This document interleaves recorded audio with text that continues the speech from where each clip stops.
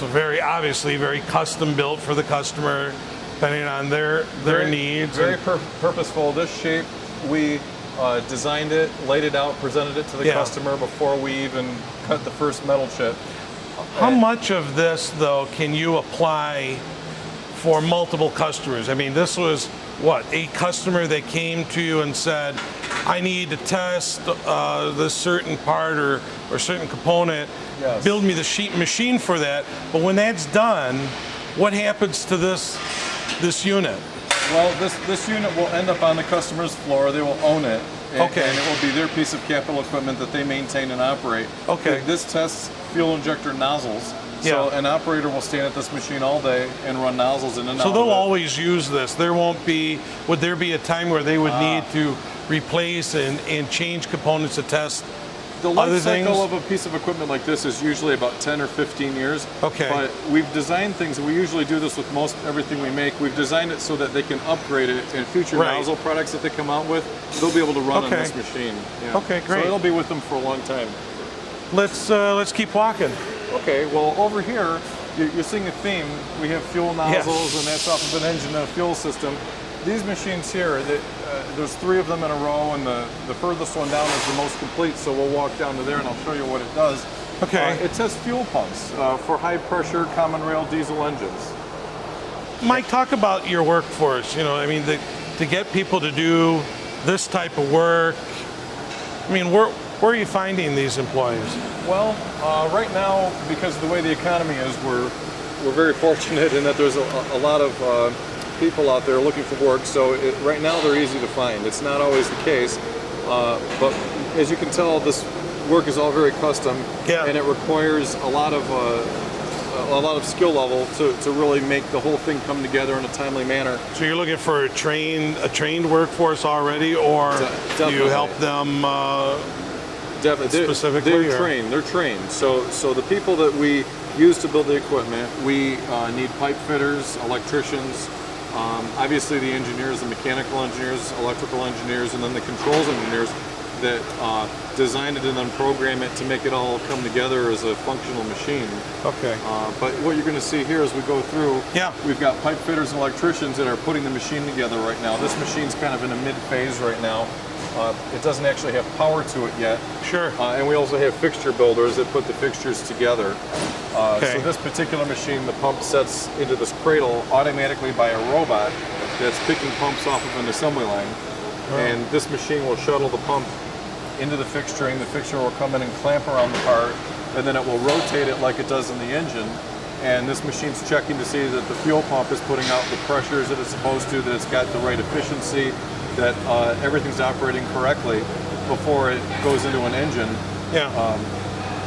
Mike, is there a lot of competition out there? It would seem to me that you don't see as many companies that are, building something from scratch so specific. Yeah, this is a very specialty business. It's a very niche business, and we don't have a lot of competition, but that being said, it's for a reason. This is also a high-risk business. When we start a project, we don't know that this is going to work necessarily. So it becomes our problem. And for maybe the ideal businessman that wants the sure thing, this is not always a sure thing. But that being said, the people that work here, it's engineering, it's fun. These guys like to do this. We are always successful. Well, it keeps it fresh. I mean, you're not working on the same. You're not working on the same equipment each time. What are we going to take a look at next? Well, we'll look at. This is the first machine of the 3, and this is actually operating right now. So what you can actually see is here the pump has already been engaged into the fixture. And this is an early stage. We call this the debug phase. And right now the engineers are going through, they're making sure that the temperature control systems are working right, pressure control systems are working right. They're driving the pump. They're verifying that the machine is doing what it's supposed to be doing at a, let's say, less drastic mode of operation. When they see that everything's operating correctly, then they'll actually step it up to the higher pressures and temperatures that it was meant to run at. So right now, you just see it in this evaluation kind of a mode. Talk about maybe some of the partners that you work with, Mike, as far as the components that you use. I mean, I see some names of some different companies on here. Who are you working with to put these together, and are they Michigan companies by chance? Sure. Well, actually, it's funny you'd mention that, because part of the reason why we're here, I don't even live in Novi. I live in Rochester, but I make this commute every day. We didn't hear that, yeah. Well, I make this commute every day because Novi is a great place. It's a great place to live as well, but it's a great place to have a business. Right. It's a great location to bring in customers. There's plenty of restaurants to take the customers out to eat, and hotels for them to stay in. It's an excellent location for a business. And also, our suppliers are all out here. There's a lot of suppliers. You're seeing things, these are all mostly American-made components. There's a few components that aren't, or they've been acquired by other companies that are U.S.-based. A lot of these companies and the distributors are all local to Michigan. Michigan's an industrial corridor. We're members of Automation Alley, which is a big part of that. Right.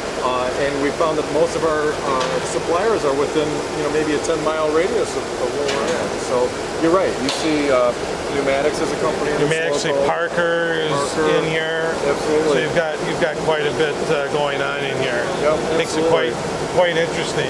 What are we gonna look at next? Well, let's go around the corner.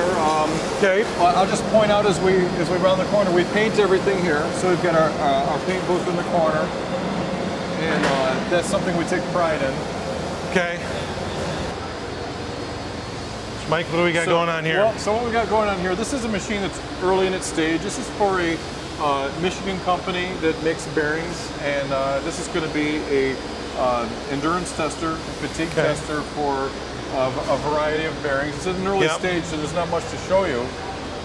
But again, you can see how things kind of start out. For us, this is kind of Christmas time when a cabinet hits the floor, because you can kind of see the shape. You'd be a very good barometer of just how you view the economy with doing some business in Michigan. We're going to see some out of state, out of country.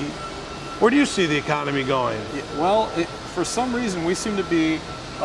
We always seem to lead the curve on the economy. It seems like when we're busy, a lot of companies aren't, but then that kind of trades places. So what I'm anticipating is that in the next couple of years, we're going to see the economy shoot up again, and probably we'll slow down a little bit. It seems like there's always that out of phase thing going on. Okay.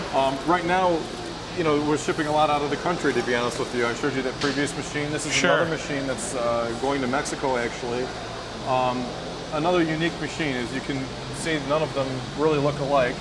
This tests hydraulic control valves for transmissions, and this machine is kind of unique in that it goes to high temperatures, and it's meant to run with contaminated fluid for the purpose of endurance testing these valves.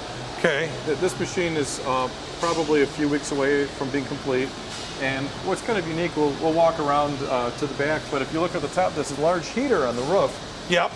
It's probably half the size of another machine we just did recently for the same project. A lot of heat. And what we're trying to do is expose the test part to more heat than it needs to see, and then also more contamination than it needs to see, so we can accelerate the durability process. You can see internally there's a lot of large valves and a lot of sophistication involved around this small part. Yeah. Again, talk about how long it would take to put something like this together. This again is like a 6-month project. This particular one has been a little bit accelerated, so this is more of a 4-month project. But and are you operating just normal shifts, or? We're working 2 shifts on some of these projects. This is one of them. Yeah. All right. Let's look at some more stuff. Sure.